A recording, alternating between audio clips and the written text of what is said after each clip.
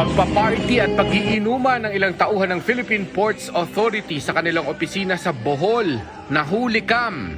Bukod sa mali na ang pagpaparty sa opisina, may alak pa na ipinagbabawal sa pasilidad. Kabilang sa nasa birthday party ang acting port manager. Dahil dyan, inilipat muna sila sa ibang pwesto habang umuusad ang investigasyon.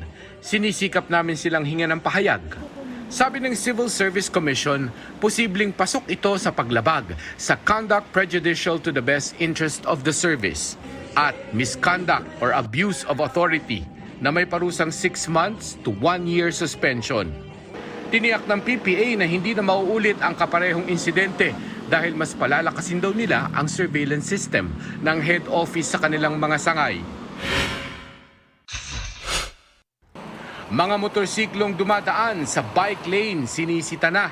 Hindi bababa sa 80 motorsiklong dumaan sa EDSA bike lane ang sinita ng MMDA. Ilang araw daw muna silang magpapaalala bago magsimulang manikit. Pero pinag-aaralan na rin daw nilang lawakan ang mga bike lane para buksan sa mga motorsiklo.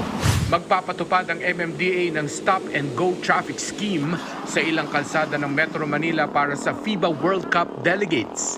Kabilang dyan ang ilang bahagi ng EDSA, Kalayaan Avenue, Jokno Boulevard, Rojas Boulevard, Andrews Avenue at Sales Road. Gaganapin ang FIBA World Cup sa bansa mula August 25 hanggang September 10. Mark Salazar, nagbabalita para sa GMA Integrated News.